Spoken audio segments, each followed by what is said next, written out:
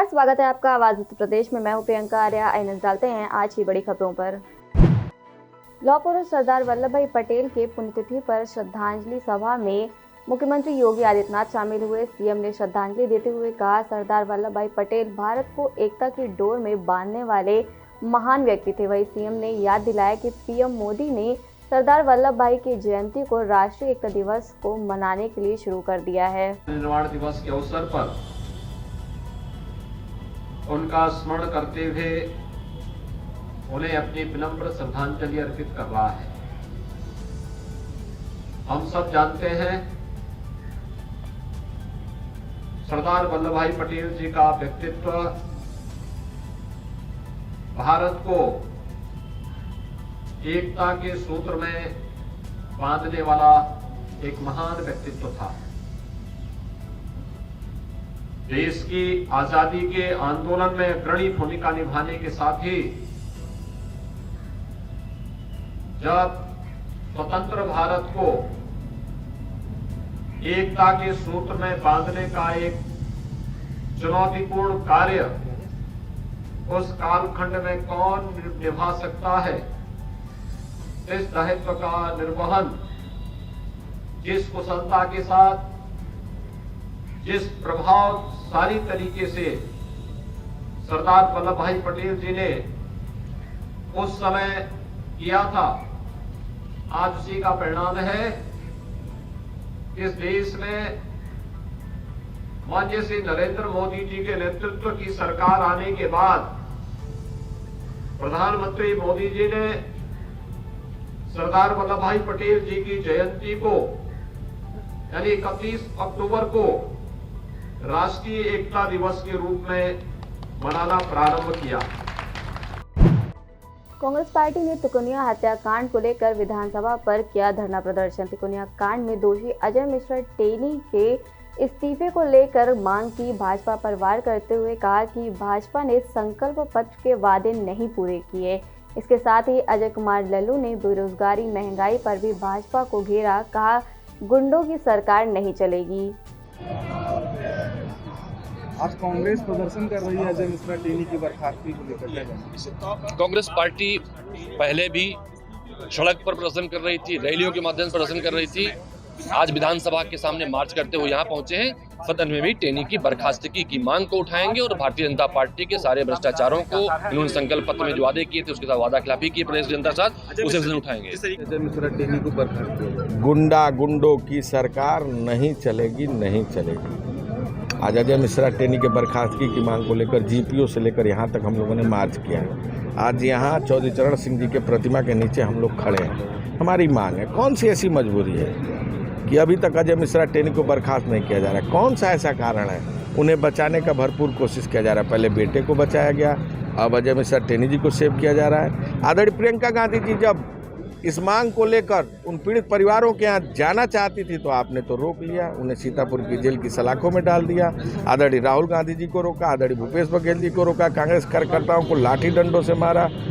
आपने बाद में माना कि अजय मिश्रा के टेनी के लड़के इस घटना में शामिल हैं। अब तो एसआईटी ने रिपोर्ट दे दिया।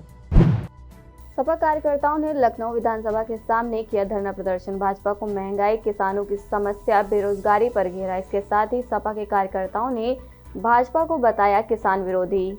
समाजवादी पार्टी धरने पर है। समाजवादी पार्टी पौने 5 वर्ष से जनता के मांगों को लेकर के, उनकी समस्याओं को लेकर के संघर्ष कर रही है। सड़क से सदन तक हमारा संघर्ष चल रहा है। श्री अखिलेश यादव जी ने बार बार ये मुद्दा उठाया है कि जनता के साथ किए गए वादा खिलाफी की है भाजपा सरकार ने। ये धोखा है लोकतंत्र में। समाजवादी पार्टी का साफ कहना है कि भाजपा सरकार को जाना चाहिए। जनता को तभी इंसाफ मिलेगा जब 2022 में श्री अखिलेश यादव उत्तर प्रदेश के मुख्यमंत्री होंगे। उत्तर प्रदेश ग्राम उत्कर्ष समारोह का किया गया आयोजन। इस दौरान भारी संख्या में लोगों ने कार्यक्रम में शिरकत की। जगह जगह पर पुलिस बल भी मौजूद रहे। समारोह में भाग लेने के लिए कई ब्लॉक के प्रधान सचिव, प्रधान सहायक बसों से लखनऊ पहुंचे। खबर कानपुर से है। कानपुर के ककवन थाना क्षेत्र अंतर्गत नाबालिग ने गांव के लेखपाल समेत 4 लोगों पर गैंगरेप का आरोप लगाकर थाने में मुकदमा दर्ज करवाया था। 10 अक्टूबर को पुलिस ने पॉस्को एक्ट समेत दुष्कर्म की धाराओं में मुकदमा दर्ज करते हुए गांव के करण नाम के एक आरोपी को गिरफ्तार कर लिया था, लेकिन अब उसे छोड़ दिया गया है। वहीं जन्म देते समय पीड़िता ने बच्चे समेत जान गंवा दी। खबर रायबरेली से है। रायबरेली में शादी चर्चा का विषय बन चुकी है। ये शादी उस बहन की है जिसका भाई देश के लिए कुर्बान हुआ था। इस बहन ने एक भाई खोया तो उसकी शादी में दर्जनों भाई पहुंच गए डोली उठाने के लिए। यह भाई कोई और नहीं बल्कि सीआरपीएफ के वर्दीधारी जवान थे। क्या है ये पूरा मामला? मामला ये है कि हमारे बेटे शैलेंद्र प्रताप सिंह जो कि 5 अक्टूबर सन 2020 में शहीद हुए थे जम्मू कश्मीर में, तो उनका जो है इन लोगों से मतलब आपस में लगाव था। तो ये जो है मतलब ये है कि उनकी शहादत के बाद जो है उन लोगों ने मतलब ये है कि ये प्रण कर लिया कि हम इस परिवार को जो है हम जो है मतलब यह कि हर इनके मौके पे खड़े रहेंगे। तो भैया की शहादत के बाद जो है मतलब ये पहला मौका ऐसा आया जो कि मतलब यह है कि एक हमारी बेटी की शादी हुई, तो एक भाई का रोल अदा करने के लिहाज से उन लोगों ने जो है मतलब यह कि ये यहाँ पे आए और मतलब पूरा सहयोग किया और मतलब यह कि उन्होंने मतलब यह कि आशीर्वाद भी दिया वर वधू को, और मतलब यह है कि अगवानी में भी मतलब यह है कि उन लोगों ने शिरकत की।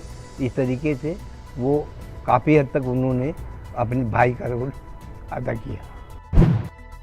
खबर मुरादाबाद से है। मुरादाबाद जिले के ताजपुर मार्केट स्थित प्रथमा बैंक के मैनेजर व असिस्टेंट मैनेजर पर बैंक मित्र ने गंभीर आरोप लगाते हुए शासन प्रशासन से मामले में जांच की गुहार लगाई है। बैंक मित्र के अनुसार वह ग्रामीणों के साथ बैंक द्वारा धोखाधड़ी की शिकायत मुख्यमंत्री के पोर्टल तथा यूपी प्रथमा बैंक में भी दर्ज करा चुका है। बैंक मित्र अजय प्रताप का आरोप है कि उसके बीसी पॉइंट से एक दिन में मात्र 10,000 रुपये ही निकाले जा सकते हैं, जबकि ग्रामीणों के खाते से एक दिन में 50,000 रुपये से ज़्यादा निकाले जा चुके हैं। अजय प्रताप का कहना है कि यह किसने निकाले इसकी जांच होनी चाहिए। क्या परेशानी क्या है? साहब एक बार मेरे 25,000 रुपये निकाल ले 25 तारीख को और 22 तारीख में निकाल ले 25,000 रुपये।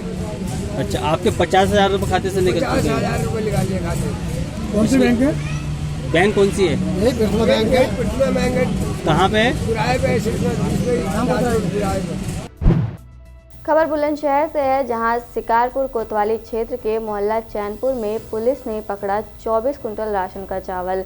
सरकारी गल्ले का सत्ताधारी पार्टी के नेता का बताया जा रहा है राशन का चावल।